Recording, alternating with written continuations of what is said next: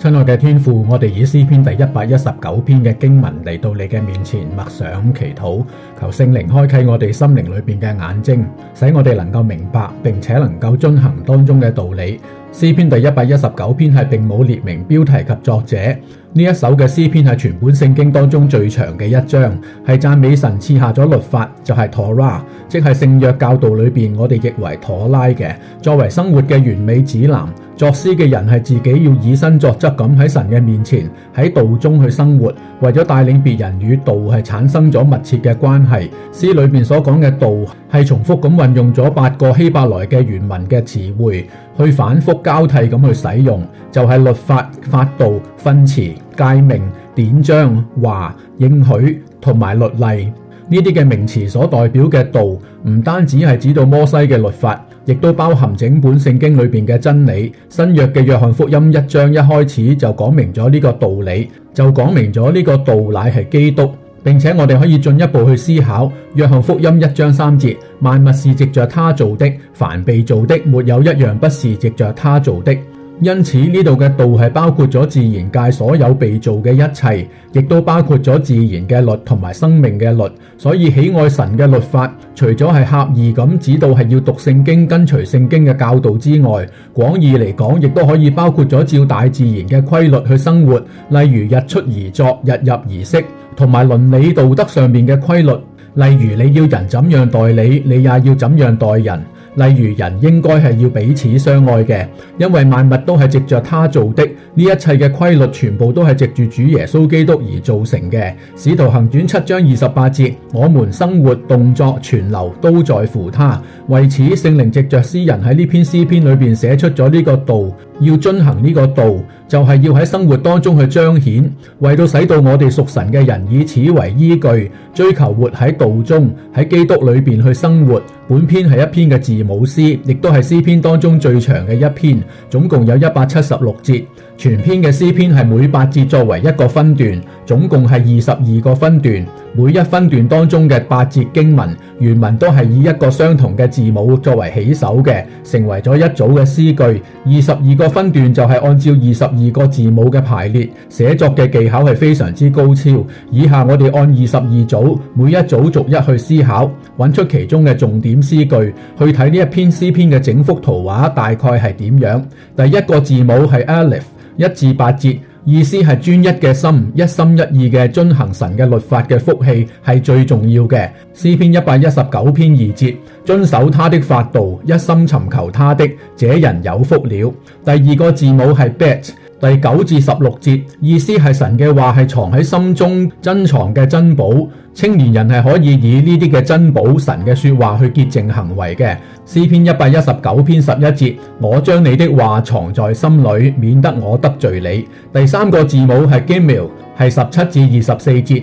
意思係倚靠主嘅人係寄居者，切慕神嘅典章，喺寄居嘅當中都係得到安慰。詩篇119篇19節，我在地上是寄居的人，求你不要向我隱藏你的命令。第四個字母係 Dalet， 係25至32節，意思係因為心中感覺愁苦而求神去拯救，遭遇困苦之際，正係需要懇切禱告之時，得以打開心門，求神復興自己，可以喺真道之上係去直奔。詩篇119篇32節，你使我心胸開闊的時候，意思係懇切禱告嘅時候，我就往你命令的道路直奔。第五個字母係希，33至40節，意思係求神指教，並且賜下悟性，好活喺神嘅道中，得着內裏嘅更新，心無二意咁去倚靠神。詩篇119篇33節，耶和華啊，求你將你的律例指教我，我必遵守到底。第六個字母係 Waf，41至48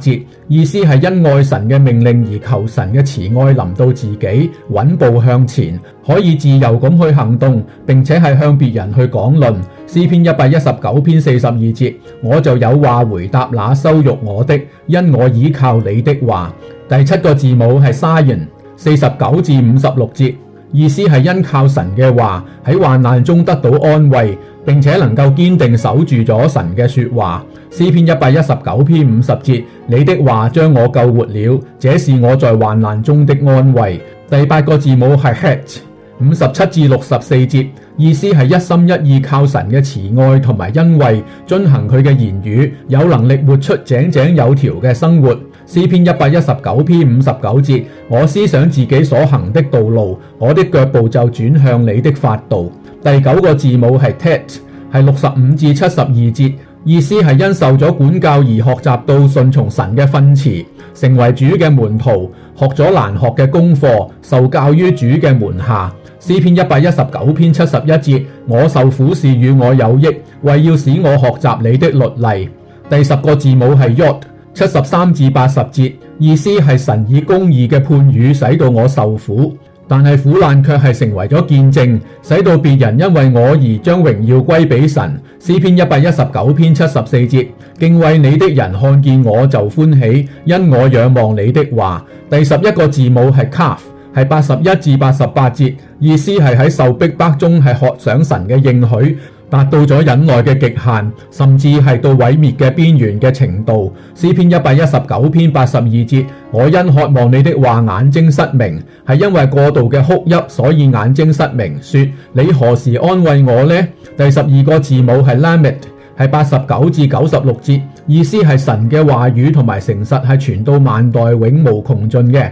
係偉大嘅確據。詩篇119篇89節，耶和華啊，你的話安定在天，直到永遠。第13個字母係 mem， 係97至104節，意思係何等嘅愛慕神嘅律法，甘甜嘅話語係屬天嘅智慧。詩篇119篇103節，你的言語在我上膛何等甘美，在我口中比蜜更甜。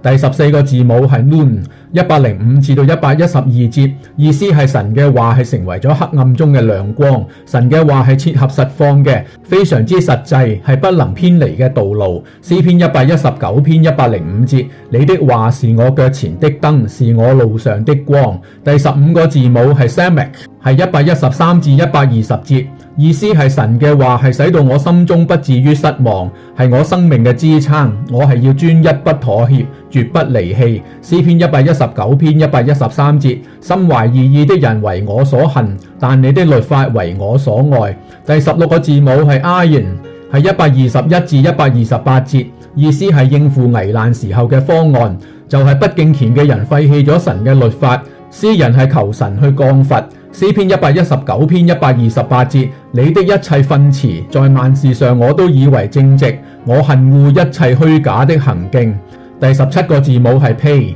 係129至136節，意思係神嘅話係奇妙嘅，使到人得到2倍嘅亮光，光照在黑暗裏。詩人係求神用佢嘅說話使到自己嘅腳步穩當。詩篇119篇130節，你的話一開啟就發出亮光，使愚蒙人通達。第18個字母係沙地，係137至144節，意思係公義嘅神係有公義嘅法度，因為公義嘅主，公義嘅話，追求公義嘅人係永存嘅。詩篇119篇144節，你的法度永遠公義，求你賜我悟性，使我存活。第19個字母係 kof， 係145至152節，意思係盼望遲遲未實現，一心去呼籲神，喺夜間仰望神嘅言語，得着咗同在嘅感覺，有與神親近嘅感覺。詩篇119篇151節，耶和華啊，你就在我身邊，你一切的命令是確實的。第20個字母係 resh，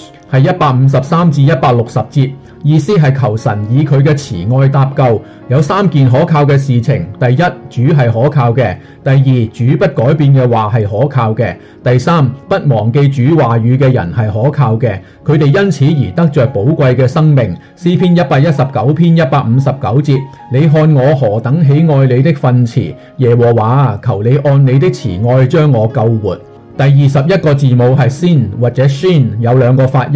係161至168節，意思係因着寶貴嘅話語，追求不變嘅生命，站穩在平安之地。愛神嘅律法嘅人係大有平安嘅。詩篇119篇165節，喜愛你律法的人大有平安，任何事都不能使他們跌倒。第22個字母係 taf， 係169至176節。意思係詩人如亡羊走迷咗路，求神去尋找佢，係教導我，幫助我，尋找我。走迷卻係唔忘記神嘅命令，走迷但係卻係仍然願意遵從神嘅教導。詩篇119篇176節，我走迷了路，如同失喪的羊，求你尋找你的僕人，因我不忘記你的命令。願意我哋都好似詩人一樣，絕對重視神嘅說話，愛慕神嘅說話，天天閱讀默想，並且謹守遵行神嘅說話，叫我哋嘅生命都好似保羅一樣，讓人睇見我哋活着就是基督，